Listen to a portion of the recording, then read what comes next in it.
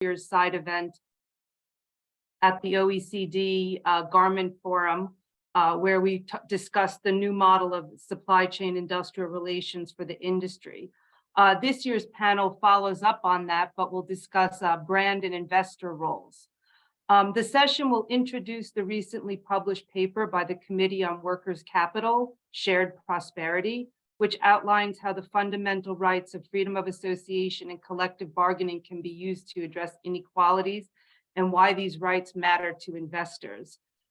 We will discuss also, we'll have a panel where we'll discuss how collaborative agreements between global brands, retailers, and global trade unions are contributing to a new model of supply chain industrial relations. We will also then have a session around why these are important for investors and for brands. So I'm going to kindly turn over the discussion to Lisa Nathan. Lisa is Senior Capital Strategies Advisor at Global Union. She's also one of the co-authors of the paper. So Lisa, it's a pleasure to have you join us today to share the paper and lay out the groundwork on why collective bargaining and freedom of association is important for investors and global brands. Lisa? Thanks so much, Christina, and thank you for having me. It's great to join you all and talk about this new report, which I'm very excited about. I'm just going to share my screen here. Apologies, it's loading a bit slowly. 1 second. Let's see. There we are. Perfect. So it's great to join you all to talk about this new report. As Christina mentioned, I was pleased to be involved as a co-author of this report from the Committee on Workers' Capital, or CWC, which really came from a collaborative effort from across the global labor movement.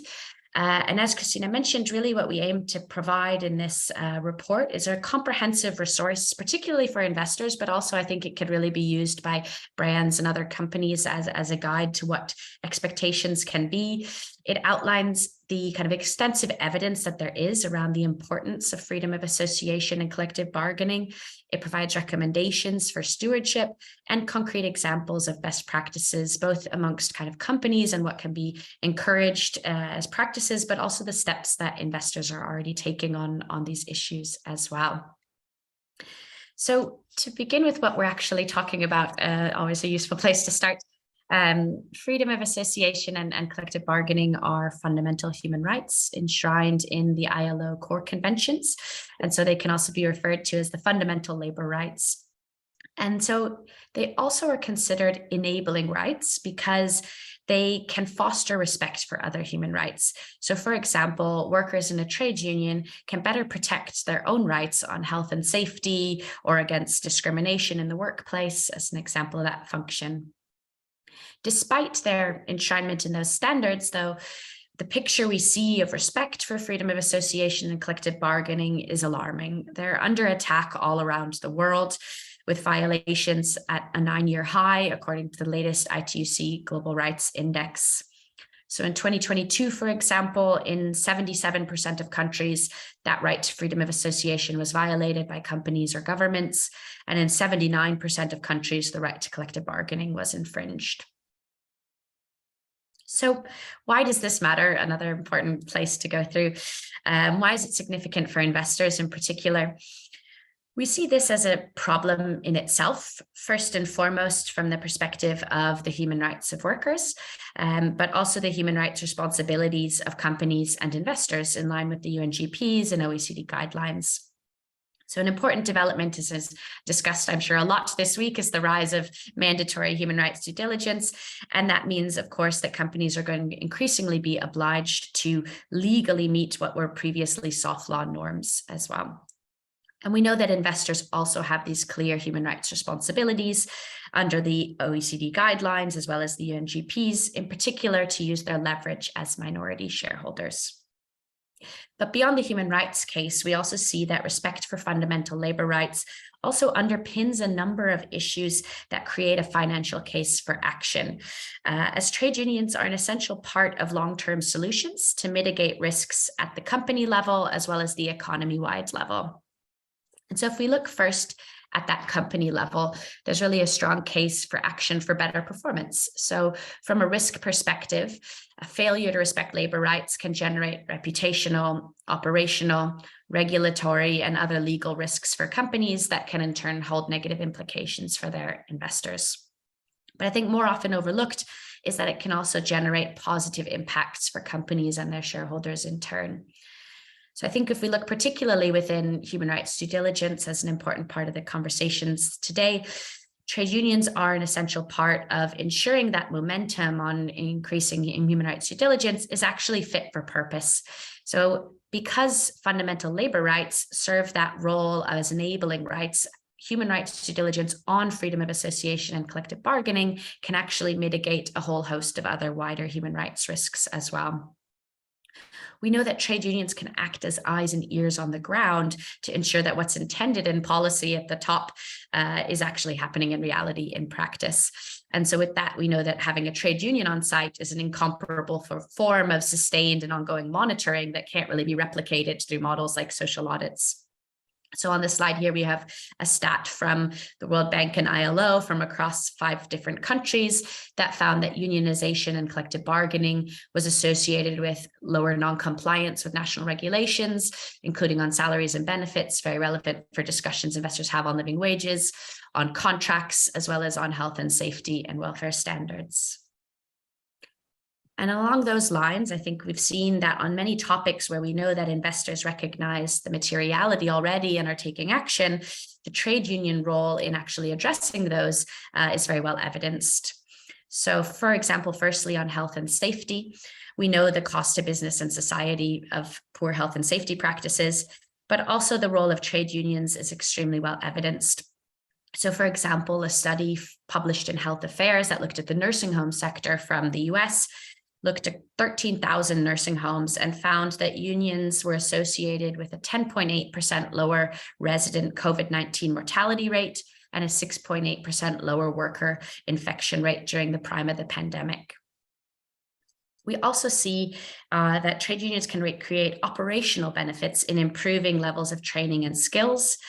And I'd say relatedly, while many assume that there can be a kind of negative impact on productivity, evidence has actually shown that very frequently it's the opposite picture, that trade unions can improve productivity through increasing the flow of information, building trust, problem solving, and ultimately reducing turnover as well.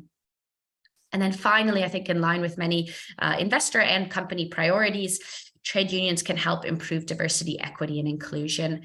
And that can come from several functions, including reducing the racial and gender pay gaps, improving pipelines of access to training and promotion, tackling intimidation and discrimination in the workplace, and promoting work-life balance arrangements. And then if we zoom out from there to really from the company level to the kind of economy-wide level, I think there's a critical role for looking at freedom of association and collective bargaining if we look at the economy as a whole. So inequality is becoming widely recognized as a systemic risk as it can jeopardize our economic and political stability. And we know that trade unions play a very important role in mitigating this risk. So the evidence is quite striking of the correlation between the decline in union density and the rise of inequality. This graph is an example from the US, which is of course one of the more extreme examples, but I think if we painted a global picture, we would see an interestingly similar and different graph from that as well along the value chains. And that, of course, makes logical sense because unions focus upon uplifting wages of those lowest earners. On the macro level as well, I think it's important to note that unions can also help address other economic shocks. So for example, during the pandemic that came to the fore, and it becomes increasingly important with the transitions underway, for example, on climate and the just transition, but also the rise of digitalization.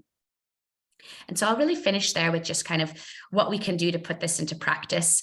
And so the report outlines guidelines for all types of institutional investors and across different asset classes. And in short, I would kind of summarize it that we want investors to take a similar approach to what we might expect of companies, just at the next tier of due diligence above. So firstly, that investors should be engaging with trade unions.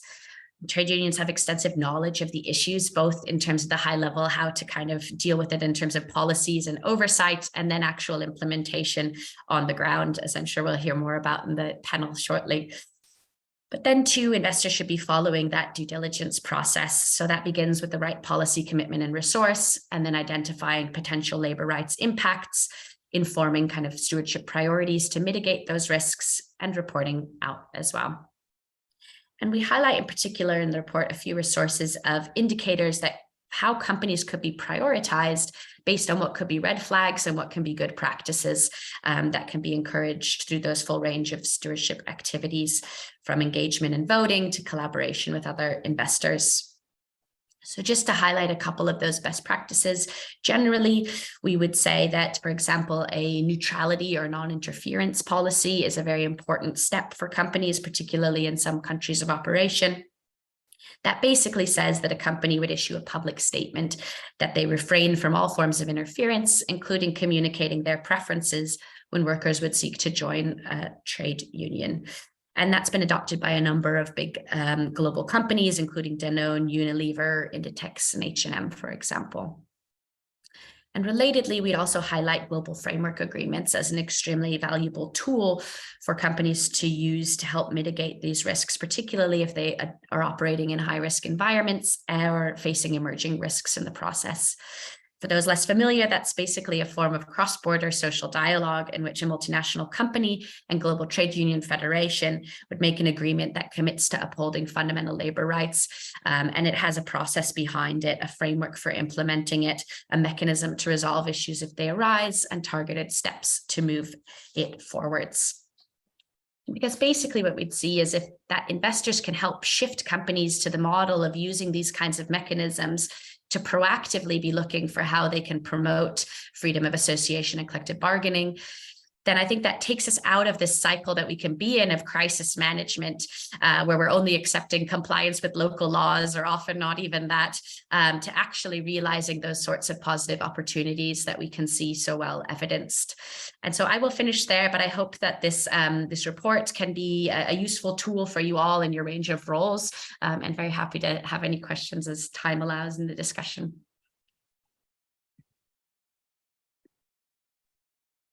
Thank you so much, Lisa.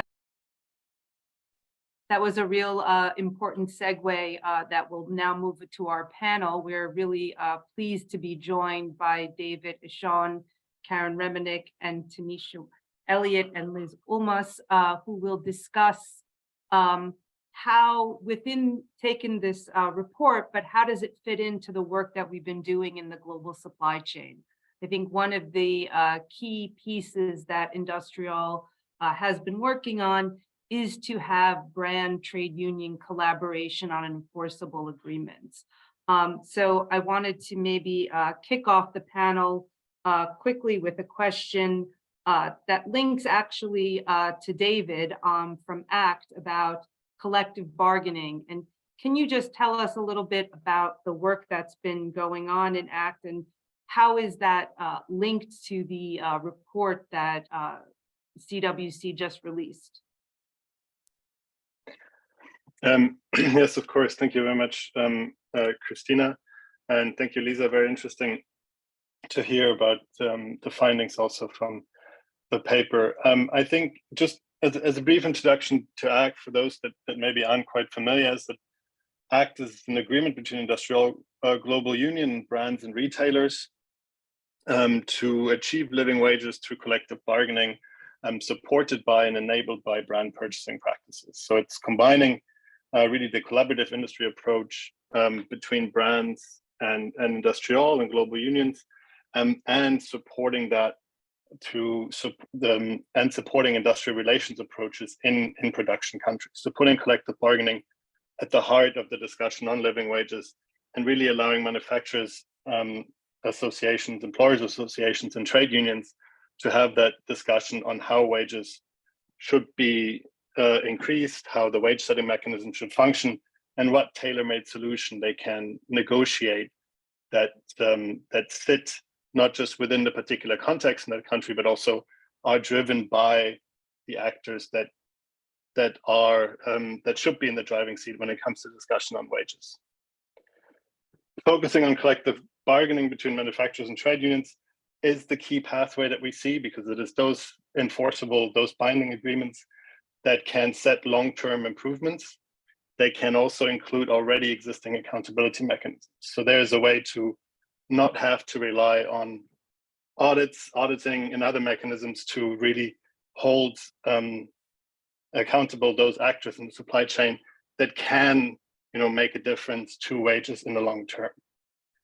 The key building blocks there is not just collective bargaining, but it's also responsible purchasing practices. That is how the collaboration with the brands comes in. And there,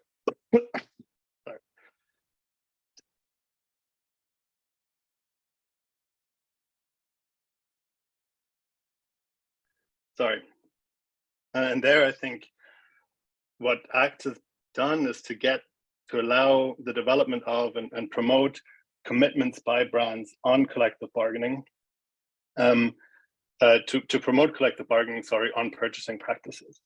So the commitments the brands have made range from ring fencing labor costs during the price negotiations, forecasting and planning, payment terms, responsible exit policies, as well as training to engage with their suppliers on and with their own teams on promoting ways in which responsible purchasing practices can be achieved.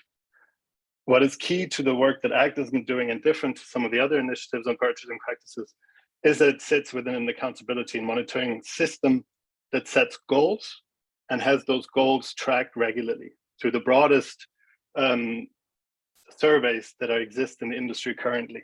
So both brands are asked regularly where they stand, and suppliers are asked how brands are promoting their work on responsible purchasing practices.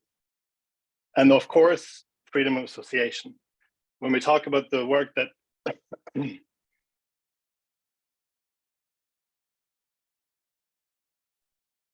the other panelists ran out to get a glass of water before.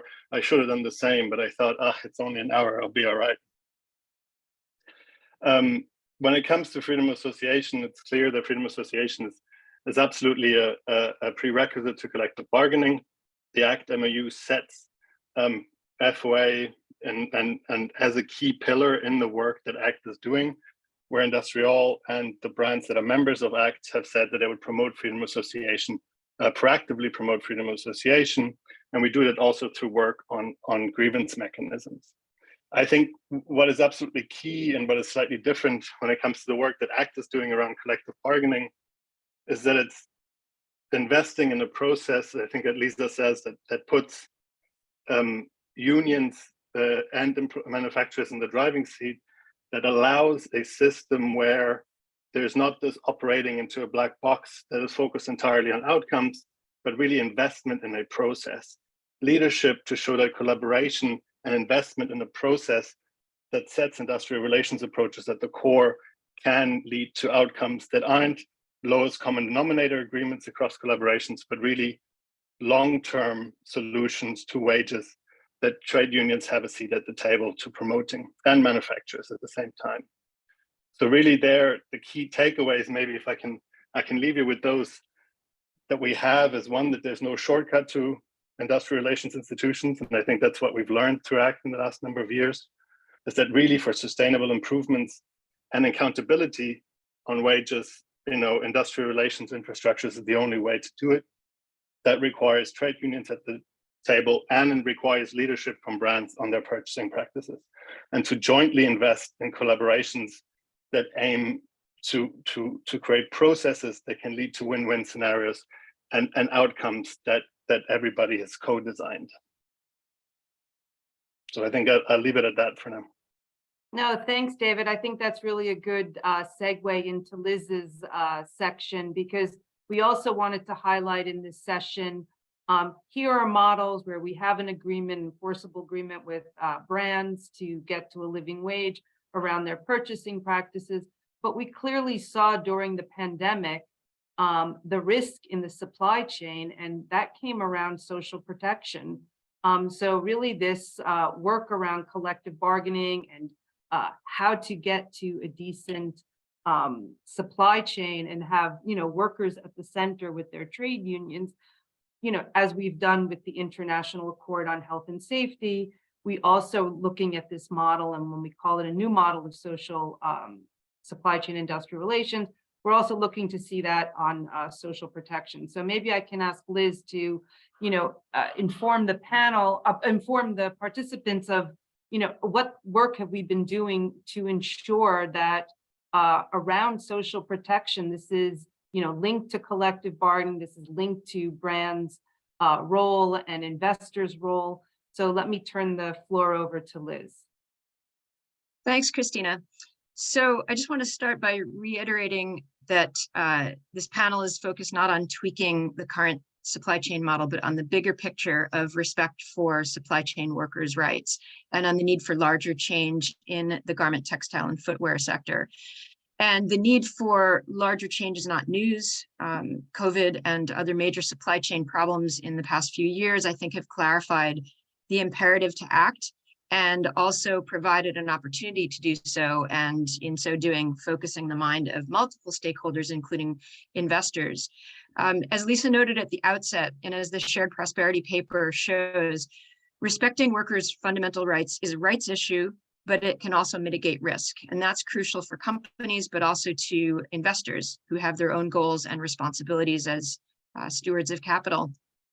As we just heard from David, the ACT initiative is about constructing a sector level model to get to a living wage through sectoral collective bargaining and responsible purchasing practices. And I'm going to discuss another initiative that builds on ACT, and it builds also on the International Accord for Health and Safety in the textile and garment industry.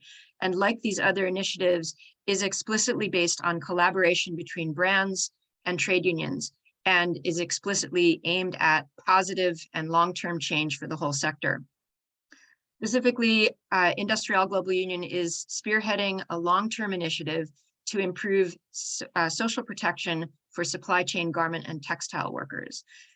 Social protection is a large category that includes elements such as paid sick leave, injury and unemployment support, child and family benefits, and other elements. It's a fundamental right that is enshrined in international human rights law. It's also part of the Sustainable Development Goals, goal number 1 in particular, ending poverty. And the lack of social protection, as Christina just touched on, came out very clearly during COVID. As you might recall, the pandemic led to wholesale cancellation of orders by some multinational corporations, which had a knock-on effect leading to a crisis for workers in production countries: no wages, no severance, in some cases no work, in short, a dire situation. And in April of 2020, under the auspices of the ILO, brands and trade unions negotiated a call to action to protect garment workers.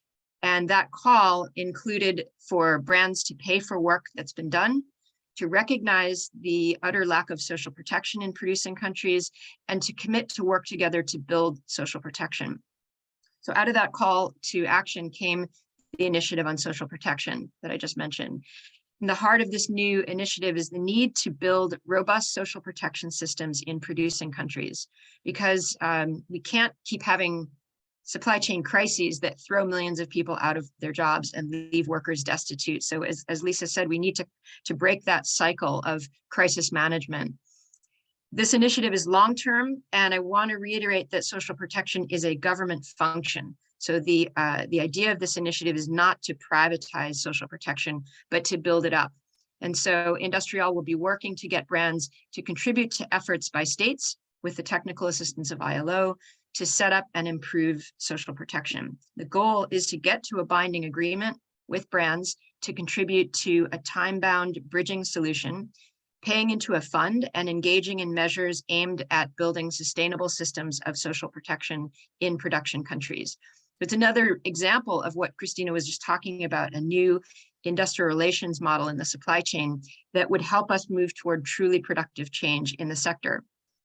Given brands' profits from sourcing from low-wage jurisdictions, and given the broad and growing consensus on brands' responsibility for human rights in their supply chain, their role in contributing to social protection will be key. Where do investors come in? We need brand support for this initiative, but that is going to be a challenge. So in the main, the role for investors will be to engage with brands to bring them along on this initiative. Why should investors care? Well, first, as Lisa noted, investors have their own human rights related responsibilities, and those include the responsibility to use their leverage to address human rights violations in their portfolios, which can include the dire lack of social protection. And the responsibilities that investors have mirror brands' responsibilities for human rights in their global supply chains. The second reason that investors should care is that social protection is crucial to societal and market stability. We had mass layoffs with no wage payments during the pandemic. That led to deepening poverty for garment workers, in some cases led to protests, name and shame campaigns, litigation against companies for wage theft. And on the other side, robust social protection could mitigate operational, financial, and legal risks for companies and therefore for investors. So just to sort of bring it together, the Social Protection Initiative is a collaborative initiative between brands and trade unions with the crucial involvement of other stakeholders like investors. It is based on shared responsibility for a complex problem that has enormous negative impacts on workers and needs all of us to help to address it.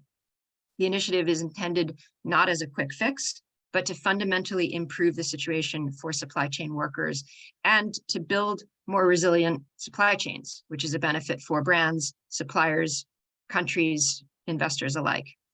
And finally, I just wanted to point to a concrete example of a bridging solution that's already up and running in the form of a fund that brands are paying into already, and that is the Bangladesh Employment Injury Insurance Pilot, the EIS pilot, which was launched last June, has half a dozen multinational members so far, and it is a multi-stakeholder effort to build one very concrete slice of social protection.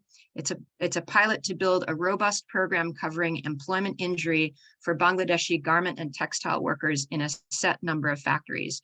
And it comprises top-up payments financed by international brands into a government-established central fund. So one concrete ask that we have of investors is to engage brands in their portfolios to participate in this time-bound tripartite pilot. There's strength in numbers, and we need more brands to participate in the pilot, and we can provide more information about this to anybody who might be interested.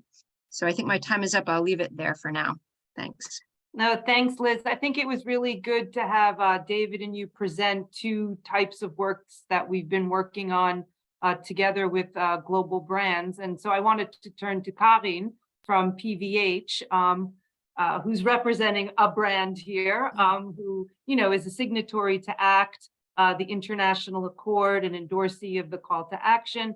But really to get your perspective, you know, before we turn to Tanisha on the investor role, but what is the role? How do you see yourself as a brand fitting into this, you know, shared prosperity that we've been talking about, and, you know, deepening and creating a sustainable industrial relations model for the supply chain? So Karin, I turn it over to you. Thank you, Christina. And yes, happy to share from a brand perspective.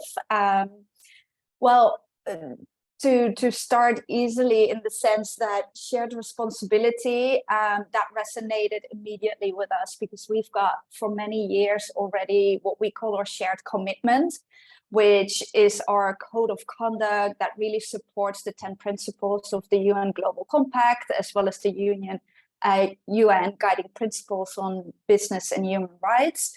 And with that, in that, for example, freedom of association, collective bargaining agreements, those are really key components. So it's something that for us as a company is fundamental actually for the way we work, and to really together also with our business partners, other stakeholders, to really drive a genuine improvement in the people actually who make our garments around the world, and also within the communities in which they live.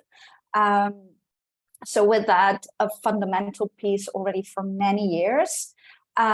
Since the last 5 years, we're actually stepping it up and also have launched our forward fashion strategy, in which we actually even more emphasize that, and that we really want to,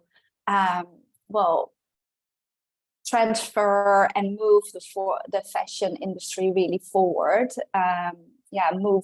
Move it forward into much more innovative and responsibility.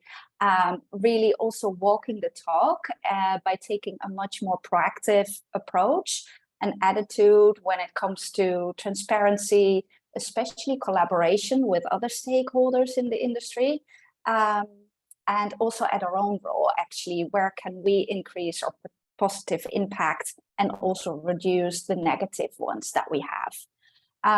And maybe to emphasize on that collaboration, it's very important to collaborate, because we as brands actually only have a small portion often in the factories that we work with. So how can we team up with other partners? And it can be peer brands, but also trade unions, other organizations, to really together achieve bigger impact. Really, like, the stronger we are actually, and we can move in the right direction. It will be much more than when we would do it on ourselves and work in isolation. It was already mentioned before, but indeed the Bangladesh Accord, where we were one of the first brands who joined that. And I think it's a great example of how we really actively work together and really achieved impact by working together with a group of non-governmental organizations, and also the trade unions, international ones and Bangladeshi trade unions, to really work together to improve people's lives. And as it has proven also its success, we recently also signed the International Safety Accord for Pakistan to really kind of bring these learnings further into other countries as well. And then also looking at our own role, I think for many years we've done our assessments. We were really happy to work with our vendors to work on corrective action plans to remediate what has been found, etc. But I think as well through that work, we also learned that we can improve the vendors. But then if you really look at the root cause of why these issues appear, that often we also needed to look at ourselves and also recognize that our purchasing practices do have a ripple off effect to the degree that our supply chain partners can actually live up to the expectations that we have of them, and live up to the human rights and environmental performances that we want them to perform. So really looking proactively at our own processes and the way of working.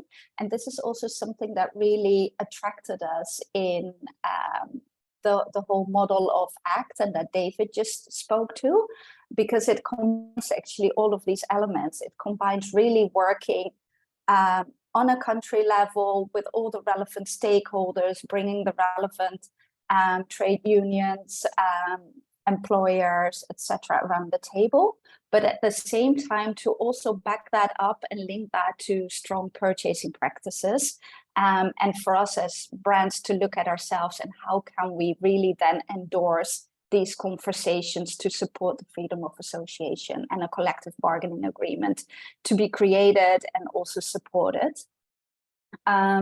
So for us, a critical role for us to take an active part in these conversations, and that we can also then stand behind our words that we really want to advance towards paying a living wage by improving our purchasing practices. I think David already briefly talked to it, but some key ones really where I think that we as brands can do better and can also learn a lot from listening to actually our suppliers comes in the area of doing better forecasting and planning, as well as training all of our associates in the organization what their role is when, for example, when they do price negotiations, that they know how to ring fence those labor costs, that when a collective bargaining agreement is established, for example, that we as brands really honor that, and that everybody in our organization knows how to protect that, so we can really support those collective bargaining agreements that came into place. And so and through ACT, there's really good tools that support us in doing that. For example, we're about to launch a survey internally within our organization to really assess ourselves again, how are we performing against these commitments? But simultaneously, we're also asking our vendors to also assess how are we performing. And that for us is a great source of knowledge to really understand where are we, how are we progressing compared to the last time that we did that survey, how can we further strategize and take the right actions needed to further improve. And by that, be also a really good partner to our supply chain partners, because I think in the end, that's what we want. We want to go from a more, a linear model or a more transactional model to really a model where we're sustainable, good long-term partners to each other, and that there's win-win for all the parties around the table. And in order to do that, we need to listen to each other, we need to understand each other, we need to seek that win-win and really drive for that continuous social dialogue actually with all partners to become better. And I think then maybe to conclude my perspective on this is, and then also link it maybe to the topic of this session, like where do investors come in? I would actually invite, the more the merrier, because when I started my conversation, saying as well that we just have limited capacity often in factories. And it would be really good to have a lot of like-minded brands to join these types of initiatives. So we really give a clear message to the suppliers as well, like, this is what the industry wants. We really find this important. We want to all advance that journey for living wages. And the more they hear that from a lot of brands, the more stronger actually our voice is, and the trust we can create with the vendors that this is indeed something that we stand by and that we want to achieve. So I think, really bringing that message across that this is an important initiative, and that brands do walk the talk and are also willing to do their part of the job to improve their purchasing practices, would be an important message. Thanks, Karin. That's actually like a really good segue to Tanisha, who, finds herself representing investors, and why it's important for investors to hear, the messages around the CWC paper, but also the collaboration that happens in this sector through, the work that we do, to enhance supply chain industrial relations. So I just want to turn it over to you, Tanisha, to maybe give a few remarks. And if anyone is wanting to pose some questions, we'll have questions afterwards. You can put them in the chat as well. Thank you, Christina, and thanks to all the panelists as well. I think I'm going to reiterate a lot of what's been said already. I think from the investor perspective, it comes down to three main points, i.e. the reason we engage brands on their participation in these multi-stakeholder initiatives and to advance issues such as living wage and other social protections is we really see that it drives value creation and risk avoidance, but then also just linking into our investor responsibility to respect human rights. And then thirdly, honing in on human rights explicitly, part of that sort of a core tenet of human rights is to conduct human rights due diligence. And taking each of the points in turn, I think a recent study that I've sort of looked at came from Cornell University, and they looked at garment workers and the reasons why they would leave their job or leave the factory. And really, fair wages was one of the core reasons. So again, just linking into that key point on living wages, I think it raises concerns over productivity and supply risks. So if suppliers are constantly needing to train new people and are unable to meet orders, this potentially impacts the bottom line and is clearly important from an investor perspective. We also see living wages as a gateway concern. So if workers are unable to afford the basic needs of themselves and their families, then this opens brands up to other risks such as child labor, long working hours, and other labor standards issues. I think also if workers are in the position where they leave the factory, another risk could be that of subcontracting, meaning less visibility for brands, less oversight for them into the working practices of those additional factories.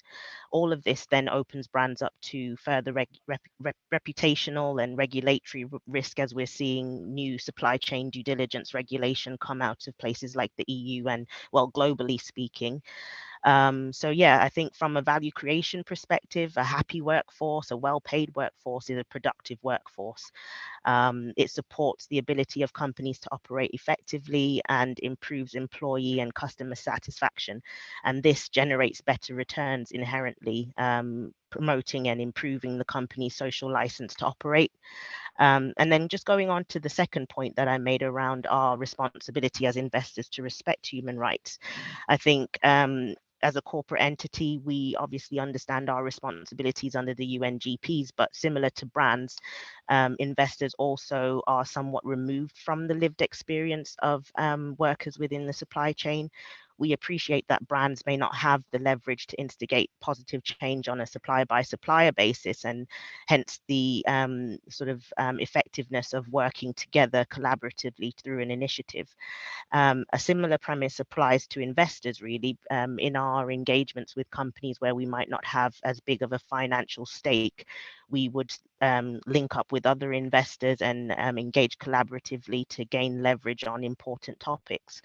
I think through our engagement, we aim to encourage the utilization of multi-stakeholder initiatives because they promote a real standardized framework that can be deployed holistically and provide a comparable way for us to assess brand action. They help to build education and capacity. And then just a third point, diving a bit deeper into the human rights aspect, I think appropriate human rights due diligence, and here shameless plug, I'm currently the chair of the Garment Working Group of the platform Living Wage Financials, and our own methodology to assess brands on their efforts to enable living wages looks at a number of pillar points, everything from policy, how brands engage with multi-stakeholder initiatives and trade unions, how they assess impacts and integrate findings and track performance, right through to remedy and ultimately transparency of their programs. I think engaging with stakeholders is a key piece of human rights due diligence, understanding the lived experience of workers, but then also building that capacity and education helps to move the needle at a bigger scale. It increases their brand ability to understand the concerns of workers and help to inform supply chain risk mitigation. And I think these learnings can then be applied to other parts of the value chain. So again, it links back to risk management. And I think from the investor perspective, just to sum up, it really does need to come back to the financial materiality. I think the ethics and the sort of social responsibility side is key. And as we've seen from Liz's comments around social protections, even though those are ethical issues, everyone would agree that people should have access to paid sick leave and parental leave. But again, driving it home to the financial materiality of that, if people find themselves in the position where they are unable to look after their kids or afford for someone someone else to do it, then they'll leave the workforce. And that in itself is a knock-on impact in terms of decent work and economic growth, which is, I think, SDG 8. So yeah, I'll pause there. Great, thanks so much. We actually have a question in the chat for Karin. I don't know if you see that, Karin, or if you want me to read it out loud. Yeah, thank you, Christina. I see it indeed. So I would say and to the question on how the communication with our suppliers goes. So first of all, it's a survey which ACT facilitates for us. And there's also the, and I always struggle with this word in English, but that it's anonymous. So in that sense, it gives a safe space for vendors to share their opinion.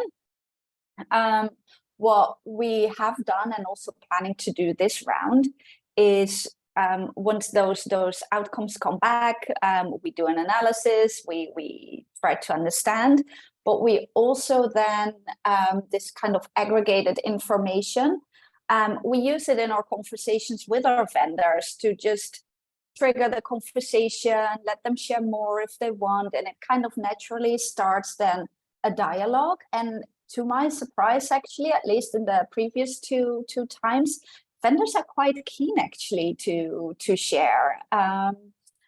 And well, maybe one part of it is with a lot of our vendors, we've got long-standing relationships, so there is a good foundation. But also, my experience at least is that they really appreciate it. They appreciate being asked the question, and that it's not always them who need to improve, but that they can also share with us what we could do better. And I actually found it very inspirational conversations, because you really get into something that's valuable for us as well, because in the end, it makes us more efficient as well and more effective. So yeah, my experience is quite positive, that they want to share, they want to be listened to, and it builds actually a good relationship of trust and caring and wanting to do better. Thanks. I hope that answers the question. No, I think it does, but I think maybe David could jump in a little bit, on the technical part of how under ACT we are doing that. I mean, the role of IndustriALL is to monitor that, but ACT also, as the secretariat that's implementing our agreement, plays a very important role in creating this atmosphere. I think that's kind of the question. How do you communicate this with suppliers? So David, if you just want to add a little bit to that question, I think that'd be great. Yeah, and I think that there's always two ways in which that communication happens in a way. So there's centrally with the employers associations and the manufacturers associations who are involved in the conversation, and then of course between the brand and their specific suppliers. So that in a way the engagement has to happen at two levels, and it's also I think very, very telling for us how important that immediate engagement between the brands and their direct suppliers is, which is often something we don't have much visibility over, except when we look at the monitoring that we do. And I was just looking, and I'll post in the chat afterwards, our last accountability and monitoring report from last year. We had, I think, 1,600 responses to that from suppliers, and something similar between 1,600 and 1,800 responses from suppliers and brands internally. So it's a large survey on the purchasing practices. And on top of that, brands provide additional information to IndustriALL about what they're doing to implement their purchasing practices commitments. And that, I think, is also the way that monitoring report is then published and shown that at an aggregate level how ACT brands are doing is also something that provides information to suppliers and suppliers associations that they don't have in that form, in terms of how brands see themselves and the work that they're doing on implementing purchasing practices. So I'll post those links in the chat as well for those that are interested.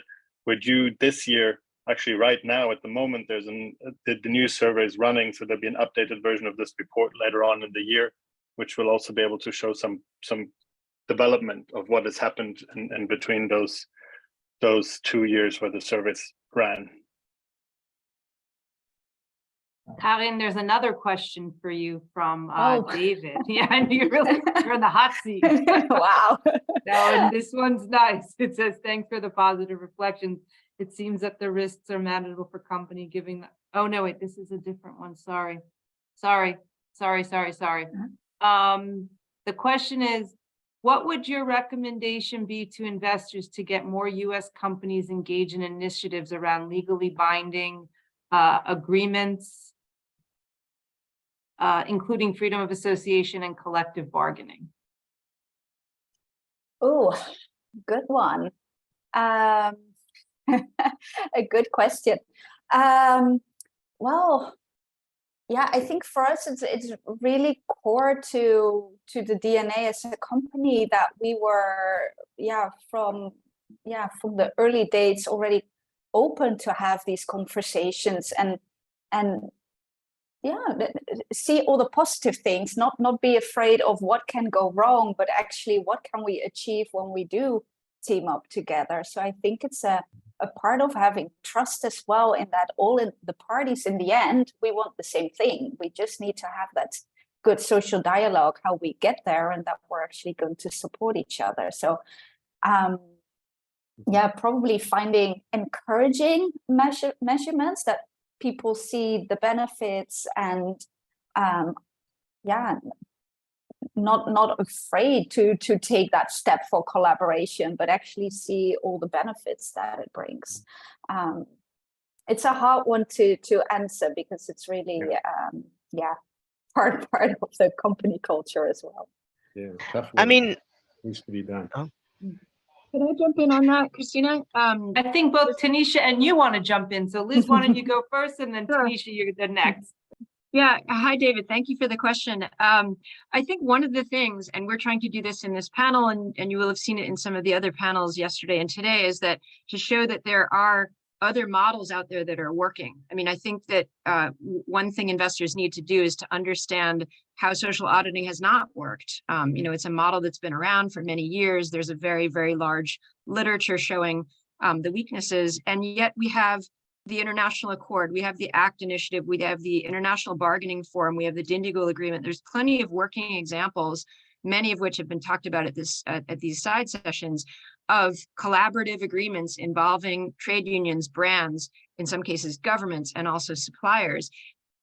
We need to actually be looking at those and encouraging others to step in, as Karin said, collaborating, taking that step. I think leadership is the word that David used when he was talking about the ACT initiative. Leadership by brands to actually get involved in these models, and there is a track record already. So I think part of it is understanding the problems with social auditing, and then seeing that we have these other things that are up and running. We need to be, participating in those, and they have, the cachet of ILO involvement and, many different stakeholders. So I think are much more maybe likely to bring people along. I think the North American brands can't be the ones who are the holdouts and keeping things behind. That didn't work with the International Accord, and I don't think that they should be given a pass. Yeah. I agree. Thanks, Liz. Tanisha, you wanted to jump in? Yeah, I think it's a really good question. I think in these sorts of settings, we have this tendency to preach to the converted and assume that everyone has the same level of knowledge and understanding of the importance of these issues as we do. But I think investors do have a role in sort of educating brands, especially at the more senior levels, as to the importance to the bottom line of a number of these social protection types of issues, and really just linking it back again to the materiality in order to sort of foster that senior management buy-in. But I think until you have that kind of top-down buy-in, I guess, to use the same word again, it's very difficult for operational change to actually happen that then pushes the needle forward on these issues. So I think, again, just to reiterate, investors do have a role in defining the materiality of these social concerns and really highlighting that in our engagement and talks with financial officers and other sort of C-suite level people at our investee companies. Great. All right, thanks, Tanisha. Just seeing, I don't see any more questions. If somebody wants to take the floor and ask a question, we're happy to have that. We have 4 more minutes in this session.